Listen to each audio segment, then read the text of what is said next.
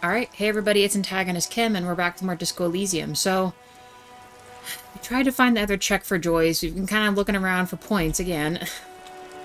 I think our next bet is, it'll probably be a bad idea. I'm almost certain he's going to deny it, but we can confront Evart about the drug operation in the church, because Estelle is saying that he essentially told the kids to start it. At least that's what she's saying. Now, that being said, I don't know how many points that's going to give us, or if it's even going to be worth it, but we need like 40-ish points to give us more, to give us another perk point to apply, which I think we're going to, we'll have to apply to his, which I think is rhetoric, if I remember right. And we could actually do Gaston's check, too. Yeah, rhetoric is for both. Let me just double check real quick if there's anything else. Does not look like it. So rhetoric would at least get us 2 options, which is good. Otherwise, we have volition. I don't remember what Joyce's volition one was. A few of these other passes, we're already beyond the point where we can't do any of them, but I'm just going to go with that. We're going to see what we can do. I don't believe anyone else has anything new that I know of. But we should always check. I'm going to do kind of a little look around. We'll use some tab action. I want to say hi to Cindy.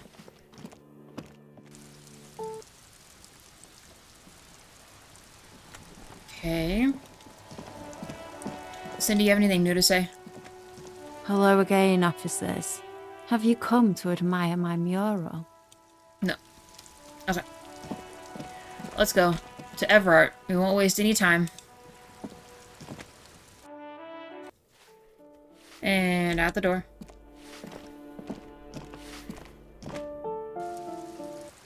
I guess technically the other way would have been closer, but that's okay. Not gonna worry about it.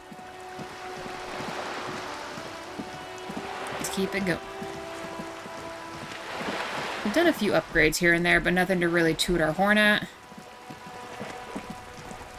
Nothing that it can ultimately give us any type of special interaction or anything that we're looking for, so we're just gonna move on with what we can do. See how it goes.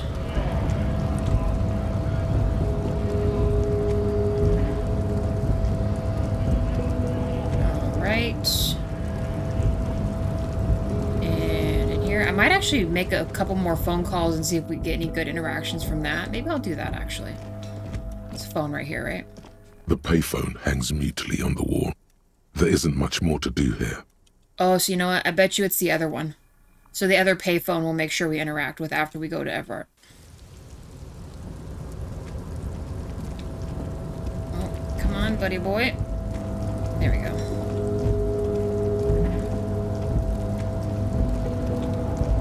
Also, I feel like with the mega rich guy, it should be done and I should be able to move his thing out of the way, but I don't know what else we could do beyond that.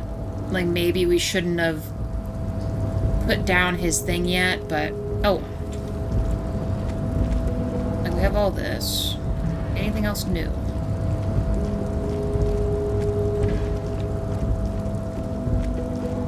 No. Anything new from you, Leo? It's been a bit. Oh, hey, mister.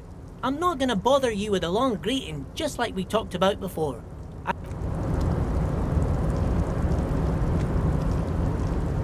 Alright. Let's, head in here. Will it take me all the way in there if I click? Hopefully. These little things are always a little bit of a maze. Alright. Oh, hello. Select the desk. Mr. Dubois, every worker for himself, right? What can I do for you today? Okay. I met a girl named Estelle who said she's working with you. Funny. That doesn't ring any bells, Harry. Funny. She was trying to set up a narcotics operation in the old church on the coast.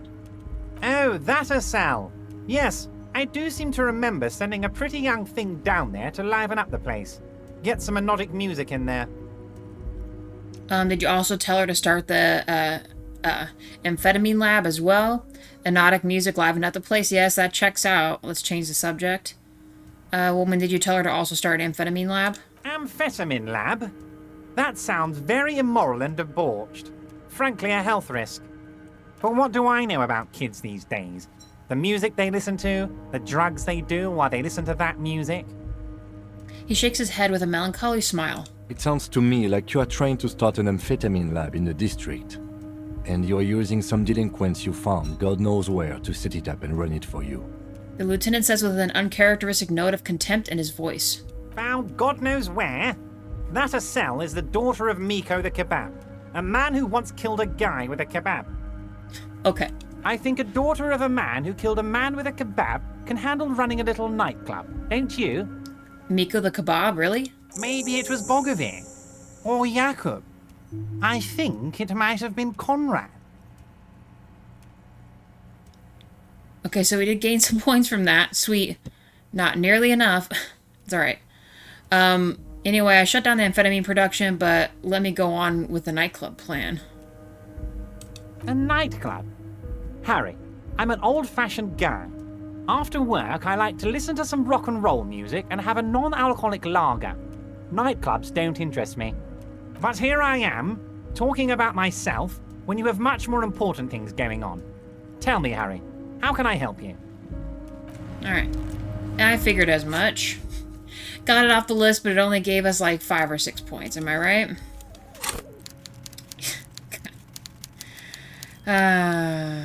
Alright.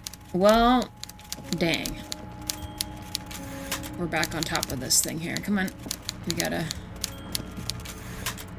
Yep. Climb back down here.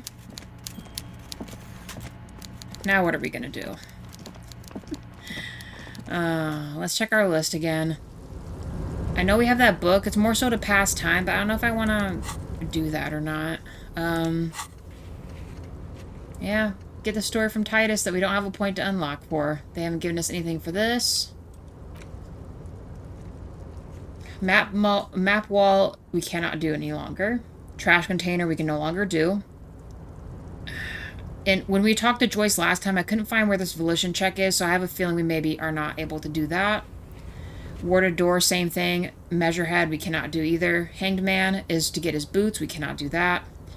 Washerwoman also, I think, is out because this is to, I think, get her to sign the envelope, but we just said, muck it, we don't care. So our other ones that are open, the barbell is one's open that we keep friggin' failing. Mirror interfacing. Okay. So let me get a thought in here. So, let's maybe do this. Let's find a good spot. Let's read that new book we got. We were able to purchase from Plaisance. Hello. Oh. I swear the buttons on this game. Walk down the steps. Okay. Hitting that and shift does not seem to be a thing here. Alright. Up thing here. And, actually, do we think there's anything new over here?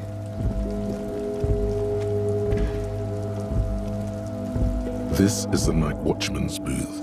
The name on the door reads... No. No trash we can pick up. Man, the only other thing oh yeah, the payphone. I was going to do that as well. See if we can't make another phone call. I might, while we're over here, just check if Measurehead has anything new or if we notice anything. Because ideally I'd like him to open this bottom area, but I don't think he's ever going to. We also have this crate here. Your race descent has only worsened since I last saw you. You have really let yourself go. Okay. That is not going to work. We definitely went a more passive route with him because we are not that physically strong. So our chances of beating him would have been incredibly slim. And possibly lead to our death. So we, maybe won't. We could talk to Idiot Doom Spiral again, see if he has a new updated story. We've already kind of ran out of talk for him. Same thing with all the other lorry drivers down here. We've already done. We kind of went back up in that area. We already found nothing. I guess right here we could read the book. Let's see what it gets us. If it's a few points to get us the last wee bit of things we want. It was the Dick Mullen book. Yeah. In your hand, you hold Dick Mullen and the Mistaken Identity. The brittle paperback feels fragile to the touch. Examine the cover. The cover features a pastiche of different scenes. In the foreground, a man in a dark overcoat clutches a pistol to his chest. Rising up behind him are two silhouettes wrapped in a passionate embrace. The tagline reads, Detective Dick Mullen must prove his innocence after an old friend is murdered by someone who looks just like Dick Mullen. That seems to sum up the premise nicely. Okay. Needless to say, it violates nearly every RCM regulation for a detective to investigate a murder in which he is a suspect. Okay. Are you really reading that, detective? I really need to know who this Dick Mullen guy is. I'm looking for advice to being a real detective. I'm just skimming it. I need to really know who this guy was. Good luck finding it. He's not much of a character, I think you'll find. Just a stand-in for the reader. The point is for the reader to feel like they're solving the crime along with Dick Mullen. A crude narrative convention, but no less effective for it. Start reading. The story opens with a knock at the door. Detective Dick Mullen is greeted by an old friend, Charlie Spillane, who's come to Mullen to ask a favor on this dark and cold night. Spillane needs Mullen to drive him in from Vespa to a small town along the Elysium coast. Despite his friend's apparent agitation, Mullen does as he's asked, then returns home where he passes out drunk, as he does most nights. Jeez. An extremely unprofessional and hurtful stereotype that's offensive to all upstanding officers of the law. Look, I can't judge. Keep reading. I don't need to read this. I'm already living it. I mean, we're trying to get better. Look, I can't judge. 2 days later, Mullen is arrested by the Vespa police and charged with the murder of Charlie Spillane. At his interrogation, Mullen learns that Charlie Spillane was shot in a bar in the very town Mullen dropped him off in by a man matching Mullen's description. Okay. Desperate to clear his name, Mullen manages to convince the Vespa police to release him for 3 days so that Mullen may solve his friend's murder and prove his innocence. Alright, the cops release their prime murder suspect so he can find the real killer. Are you shitting me? There's no way Mullen did it, man. Of course, Mullen didn't do it. That's the whole premise of the book. Anyway, Mullen returns to the seaside bar where Spillane was murdered and meets a beautiful, mysterious woman named Diana Denerva. Okay, nice, a dame. Now it's getting interesting. Keep reading. I feel like I've read this before. It's getting interesting. Denerva reveals that she was Spillane's lover and that he was mixed up with a local amphetamine smuggling operation. As soon as Mullen begins pulling at strings, the whole conspiracy begins to unravel. Not only is the local police captain in on the amphetamine ring, so is the son of a powerful politician and a strung-out art collector named Torvald, each of whom has his own reasons for wanting Spillane dead. Okay, tell me more about the corrupt police captain. Outwardly, the old police captain is a real law and order crypto-fascist, a barrel-chested man who's beaten his share of suspects to pulp. But he's also dirty and increasingly paranoid that someone's going to expose his role in the drug ring. Okay. He would certainly have the motive and the means, but the captain walks with a noticeable limp from an old war injury. Is it possible that he was able to conceal it long enough to commit the murder? And what about the politician's son? A typical privileged twat. In all likelihood, he's just in over his head. He does bear a personal grudge against Spillane, though, a former prosecutor who nearly brought down his father's administration. Okay. The kid doesn't exactly have Dick Mullen's manly build, but he is the correct height. And while interrogating him at his home, Mullen did notice a certain overcoat that looks suspiciously like his own. Alright, and what about that art collector? Torvald, the art collector, is a strung-out mess. Frankly, it's hard to imagine him holding a pistol steady enough to actually hit someone, let alone plug them 3 times in the chest the way Spillane did. That said, Torvald and Spillane have a long history, and while interrogating him, Mullin discovers that Torvald was once involved with Deanna Deneuve. Could it be that this is all over a sordid love triangle? I don't know if it's necessarily Torvald, but probably Deanna had to do it, right? It always leads to that, doesn't it? All right, let's go on with it. One evening, Deanna Deneuve comes to Mullen's hostel room in tears. The two of them drink half a bottle of vodka, and soon they're seeking comfort in each other's arms. Man, what did I tell you? Well, that testimony won't be admissible any longer. Okay, how does Mullen accept to solve the murder if he's sleeping with the witnesses, right? Nice, get it, Mullen. I'm not sure I'm happy with this. Maybe the story will turn around. How does he expect to get anything from sleeping with a witness? The man's a prosecutor's nightmare. Solving a murder counts for nothing if all the evidence gets thrown out in court over police misconduct. That's just Dick Mullen's modus operandi. He might bend the rules, but he closes cases like no one else can. Okay, well, hopefully the story turns around. Where's it going?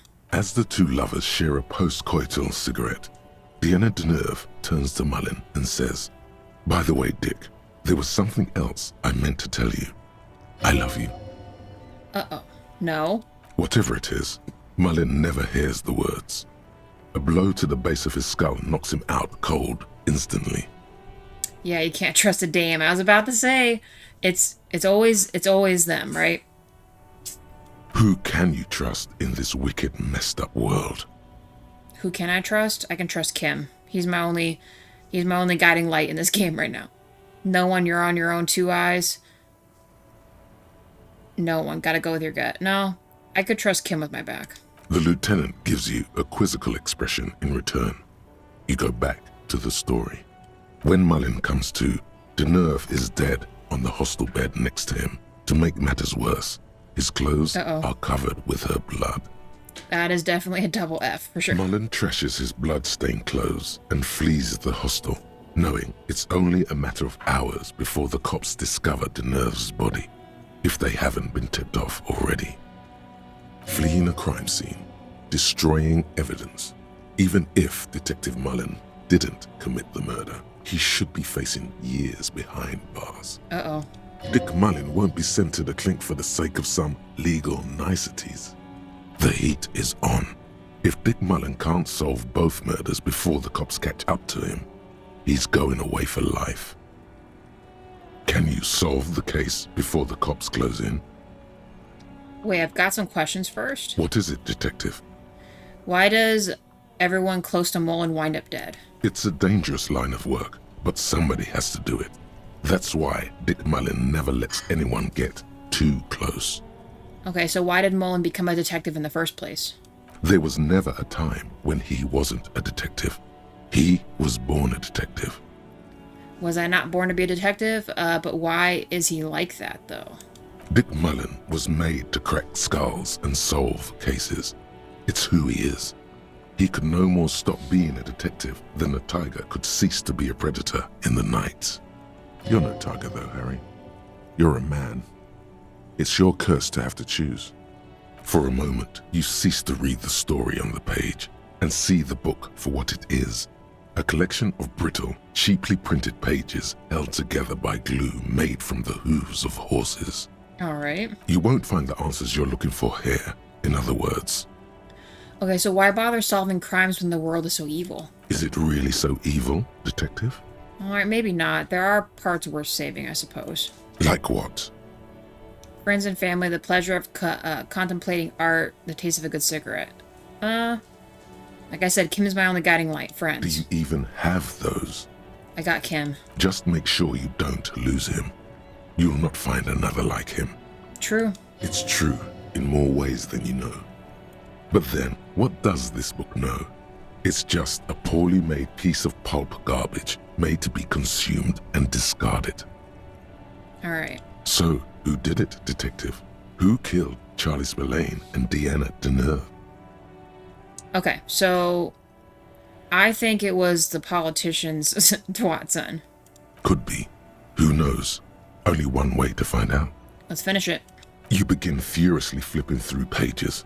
Even as you know these books follow a series of well-worn tropes, you find yourself completely engrossed. You're turning pages so fast you don't even notice the ancient spine coming unglued. Uh-oh. You try to grab the pages as they come loose, but your fingers aren't quick enough. They're gone. Damn, dude. Dozens of pages scatter across the ground. The last fifth or so of the book seems to have been lost. It's possible that you could gather and reassemble the pages, but it would take way too long. Now I'll never know. Too bad, detective. If it's any consolation, the resolution is almost never very satisfying. And on that note, perhaps we should get back to making sense of our own case? Last year, more than 71% of murders in Revachol went unsolved. In Revachol West, that number was closer to 85%. In your hand, you hold 4/5 of Dick Mullen and the mistaken identity. Damn, dude. I mean, we passed a ton of time, but that didn't give us nothing. I needed the points. Shit. We maybe should have saved that. Is there anything else we can do here? Gain some points. You keep coming back. That's good, officer. Keep browsing those clothes. Keep saving that economy. You find your hands deep in tattered and faded garments made from weird polyester blends that make your body itch and sweat in all the wrong places. The box smells like cat piss or like an old person with no money. All right. Economical, but also trend. Damn. Well then. I'm glad we get through a little bit of time learning a new little story, but we, what on earth are we gonna do? I'm trying to think about what else have we not done. What else could be potentially open? Let's do the payphone maybe, and then let's consider the, am I trying near that old hospital area again? Because what's-her-name said it was, like, impossible to open, but I feel like we should, like, have something done over there, like, story-wise, right? Not only are we into day 6, but, you know, we have a tool to technically open the door with, like, you're telling me there's nothing else we can do, you know? We'll climb up this way.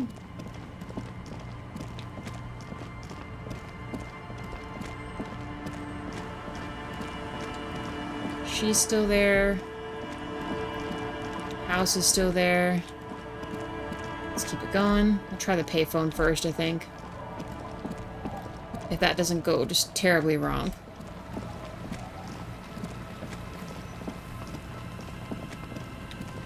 There it is. The good old, the payphone of doom. A metal payphone under a yellow plastic dome. There's a bitter, caustic taste on the tip of your tongue as you look at the handset. Life is garbage. You want my money?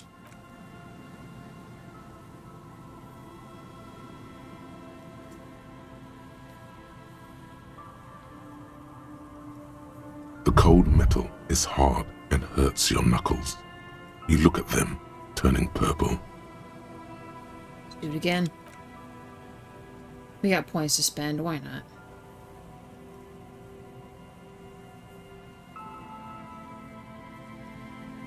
It didn't give you any fun for that money. Your hand is turning blue now. Blood drips to the ground.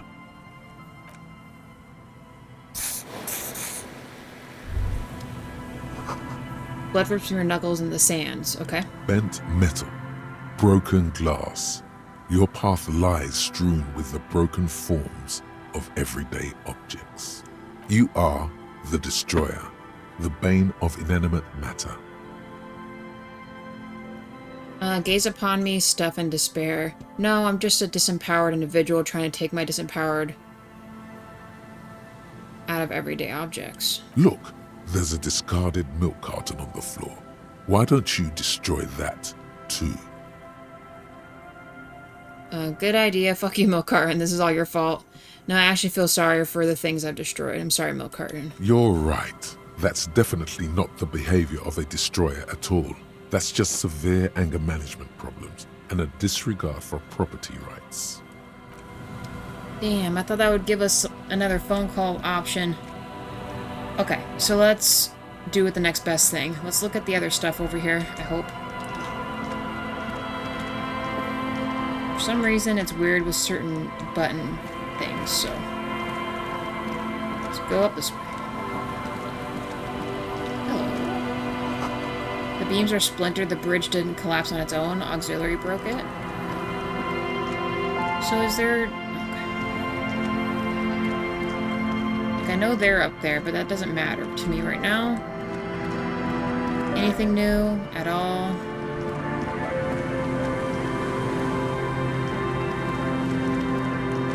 Let's see.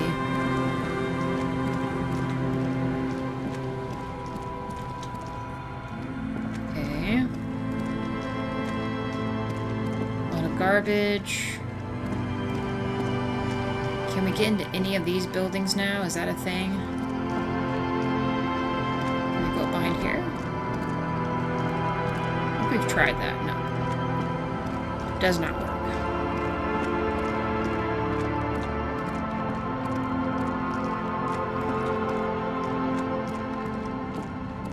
Yeah, we've already checked that.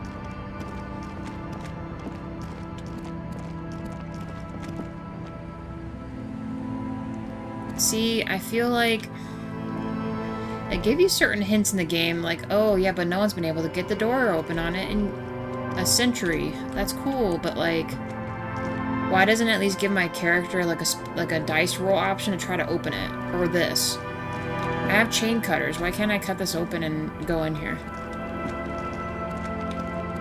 Why can't I do any of the cool stuff I want to do? Go back up near the dad and that kid.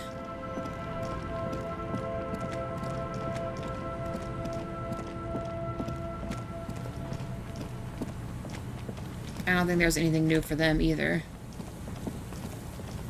Oh.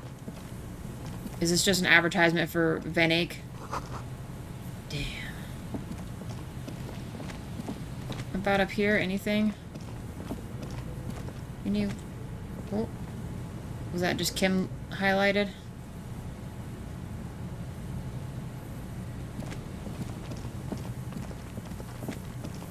We already kind of checked up in here, so let's just go talk to the dad and kid again. Man, I don't want to cut this episode short, but it's like... not really much else we can do to get points. It's like I said, it's this other part. Maybe I'll talk to what's-her-name and see if that changes anything, but...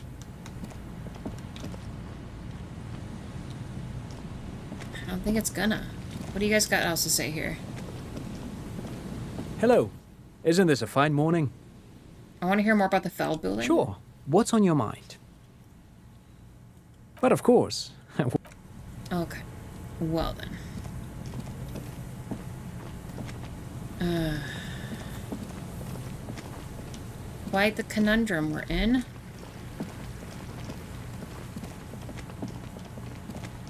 I don't think there's anything new with the kids in the tech here. Can't pick up any new items. Their old area with the tent is now cleaned up.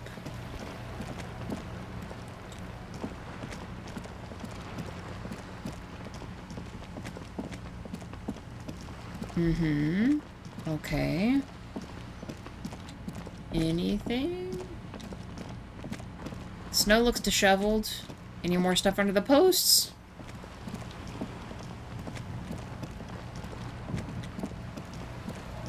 Alright, well, let's go in and just see if the kids have anything new to say, or we missed any kind of dialogue in there.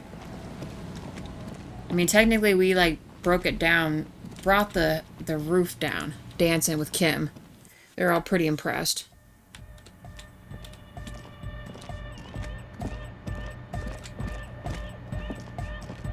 Oh, the god of dance is back! I'm dancing with the god of dance! Goodbye, officer. Okay. I thought it would send me back to his cell when I talked to Good Evart. morning! Yeah! Harder car! Okay. What about you, Noid? Oh my god. Do not go up there. Just talk to him. Nope. Stop moving. Yo, man. What's on your mind? Damn, dude. Harcourt.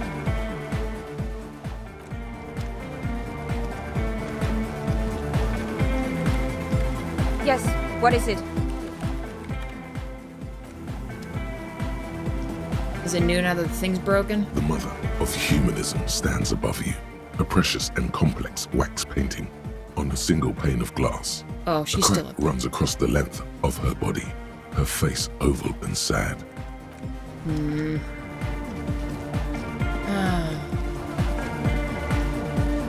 Boy, oh boy, team. I'm not sure about this. How do we get... What is it that we need? 10 points or 20 points? Gosh. Yeah, 20 points.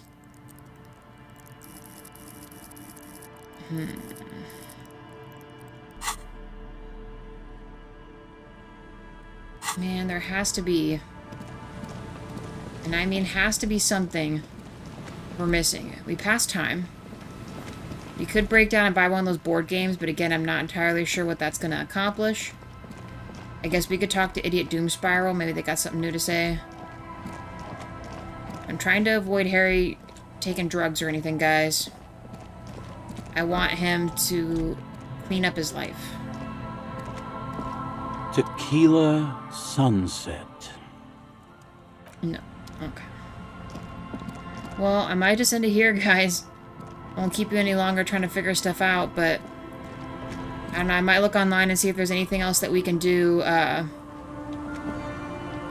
a couple more points besides what we've already done.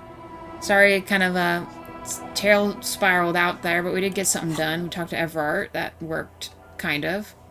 Checked on some other things. This is obviously a no-go. Although maybe I should go back to this. Now that we've talked to Claude, maybe it'll kind of give us the answer to this. So anyway, guys, as always, thanks so much for joining me. I'll see you in the next one. Bye for now.